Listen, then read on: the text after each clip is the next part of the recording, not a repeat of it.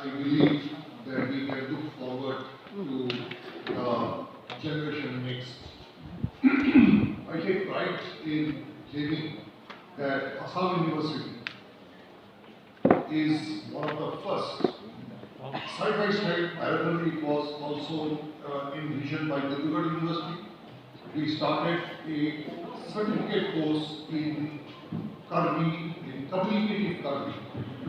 And here in Diffu, Assam University, Diffu campus, we are having the course. It is now in the third year. And let me also declare, this time we have gone beyond the 16 seat limit. 87 applicants came. And I had to get the Honorable Vice Chancellor's special permission to include everyone. Because this course is very valuable. The council had originally said it would be the eligibility for certain jobs like primary school teachers, etc. So this is maybe the first step. It's just a little step. We are talking about so many differences. We are talking about the Karbi and the fragmentation of the Karbi. You have the hill Karbi, you have the plains Karbi, and they are spread all over. It's my personal experience. I go to Tezpur very often. My wife is there in the university. And right at the Purva Chariyali, there is a little petrol pump. And there's a Spring Valley restaurant. And there one day I found all the waiters, waitresses, they were wearing the Karbi dress. I think it was a Thursday. They were serving Karbi food. I was very happy. I took breakfast, and it was that pork with tea and the sticky rice, etc., etc. And I spoke to them. I said, Adab. And they could not respond. Then I spoke to them in my broken Assamese, whatever I can manage. I spoke to them, they responded very well. I said, you don't speak Karbi? They said, no, we don't know. Now this is the situation which happens. As a community grows, it's a necessary evil. It will happen. Today we have this token, this is a flag. The flag of the Karbis. But the Karbis are getting fragmented. They are getting assimilated. The vocabulary is changing, as just now it was enumerated. But we are growing richer. The more the better. There are 120, sorry, I am getting younger. 1,200 words that have gone into the Cambridge English Dictionary. They are Indian words. Khichdi, sadhu, so many things are gone into English. And are we not proud? Indians are proud, and the English language is growing richer. So just like that, I am sure that every 10 to 20 years, this is something which I am not speaking for myself, it is something the great linguist, Professor Suniti Kumar Chakraborty had said. Every 20 years, language will change, culture will change, so we have to accept it, and we are growing richer every day. Culture has so many aspects, it's just an umbrella. We have the question of identity. I was pointing out this yesterday also. We had a program in Diffu Government College. This is a flag of the Karbis. We have so many markers. The poho is a marker, food is a marker, the hor is a marker, the teal, the pork and teal is a marker, the sticky rice is a marker. We have so many other rituals, engagement, marriage, childbirth, death, then the songs, the beautiful songs, dances, myths, very, very important, myths. But these all keep changing. But there is something which is the traditional. The tradition which has been established, that has to be recorded. Till now, even now, basically it is unrecorded and oral. But there are our friend, please provide me the name, Mr. Karbi, that every year he is bringing out the book, Karbi Studies.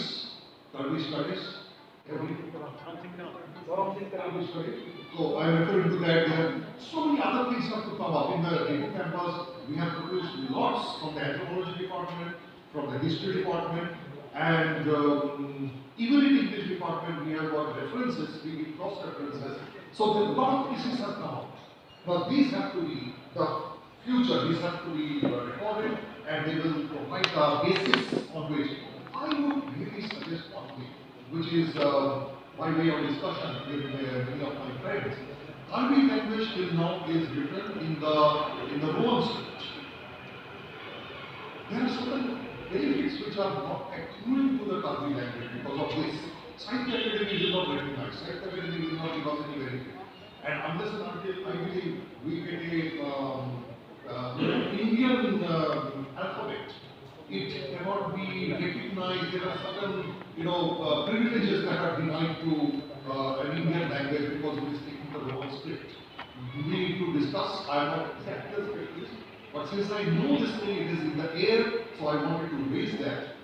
Well, as we have this spreading of the Karbi, and at the same time we need to hold on to the identity.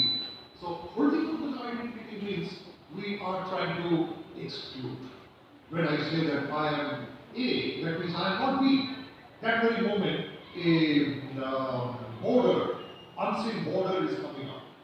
And that border, sometimes it creates a little bit of resistance to integration, a resistance to the spread and acceptance. Well, I believe I have been here in the Northeast for now it's touching 25 years. I have been going to all the states in the Northeast. I have served in quite a number of states. I have found one thing, that you can cross all borders with just one magic word, and that is intangible. You cannot say that I have got hold of it in my wrist, I have got this thing in my pocket. I am talking about love. You will love for each other. You cannot touch it, you cannot see it. It is like God. I would say it's another name of God, love. And if you have love, then all borders are eliminated. We can accept each other. I will give you one or two examples. It is my pride to say that I have got, within my, in my department, we always say, we claim in my department that students are our, something went wrong. Sorry.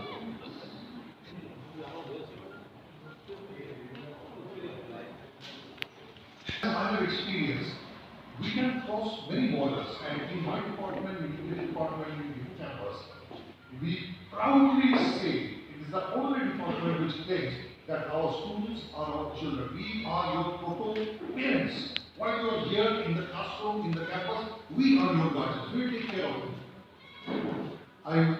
I know some departments even say that students are our customers, but no, students are our children. And through that, I have the pride of saying one or two of my students really call me father. I had a student, she was also the president of our association, Students Association. Her name was Rini Rompipi. And we used to talk hours together. When I was in Mizoram University, there was a student, she lost her father, and she called me, "Sir, you have to come to my place now." It was 10:30 at night, and it was raining heavily. I said, well, Baby, her name was Baby Lopati.